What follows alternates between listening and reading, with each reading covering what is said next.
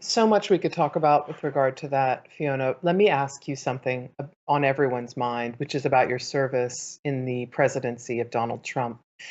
You were a witness to history. You were also a witness, as you describe in your book, to a president who was solipsistic, a president who only saw things through his own eyes and how it would affect or hurt or benefit him, how it related to him. You saw a president who was pathetically a subject or a victim of manipulation. He was open to that.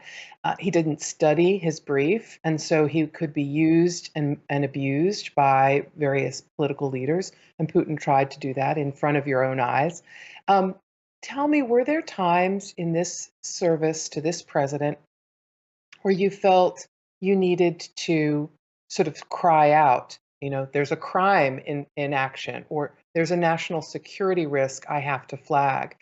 Were there moments, other than the ones we know about through your impeachment testimony, where you really felt torn about resigning, where you felt torn about coming forward to alert people, to raise the alarm that this man is a danger to our country?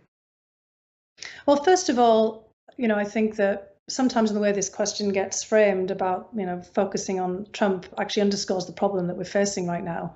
Because when people enter public service, they're entering the service of the country. They take an oath to the Constitution, they take the oath of office, basically undertaking to do their jobs for the larger, greater good. You don't take an oath of office to express fealty to some individual. And I think, we've all lost, kind of sense now of the preamble to the Constitution, we the people of the United States, that, we're not in thrall to one individual. And what I saw when I went into the NSC and into the government was an awful lot of people actually upholding that oath of office. So behind the scenes, there were people with very similar concerns to myself. And I had entered the administration at the request of people behind the scenes to try to tackle the after effects of the influence operation that the Russians had launched against us in 2016, their intrusion into the whole electoral and democratic system. And the whole hope was that behind the scenes I could work with others to try to push back on this, make sure it didn't happen again, and deal with the fallout. What I discovered, of course, while I was there, that the problems were far deeper than Russia. Russia just exploited the cleavages, the divisions, the polarization in the United States, and was feeding on the dirty politics. In fact, what shocked me the most was just how similar White House politics were to the Kremlin. And I actually had much less insight into the individuals there. I knew more about, I've said this, in other contexts, I knew more about Vladimir Putin and the people and the clique around him than I did about some of the players that I now know more than I care to know about in the US context, and that was deeply disturbing.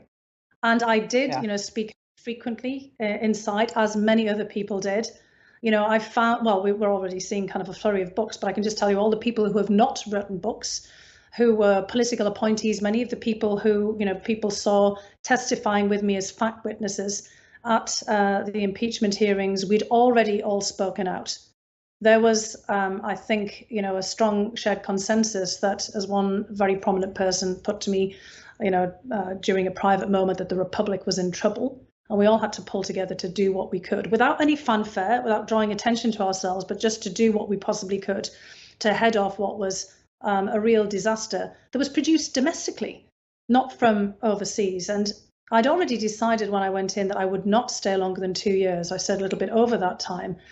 I'd got some really wise words from a colleague at Brookings, Martin Indyk, who had been the special envoy for dealing with the Israeli and Palestinian conflict, that you must not become part of a problem.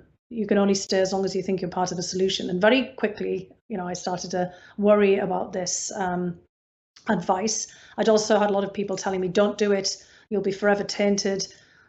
I felt that it was worth trying because of the magnitude of the problems and the importance of having public service even in the darkest of times. I mean, these are lessons that I took from my previous public service in both the Bush and the Obama administrations, and I knew I'd be serving alongside people that I'd worked with there too.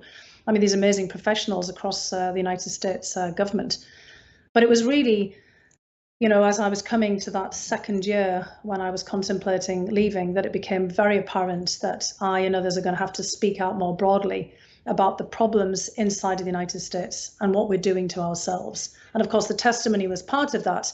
I hadn't anticipated it, but I had anticipated that, when I got out, I got back to the Brookings Institution, where I was on leave from, that I would have to start speaking out about the things that I'd seen. And ultimately, I decided to write the book to try to lay some of this out there as well. But you're absolutely right. I mean, there were so many times where lots of questions were raised about what is happening to us. And again, Trump is a symptom.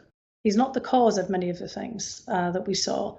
And while we were so fixated on what the Russians were doing or not doing, we were neglecting the kind of scrutiny that we needed to have on the domestic problems in the United States. So we really need to bring ourselves back to home, to look at what we need to do to fix this dilemma we find ourselves in.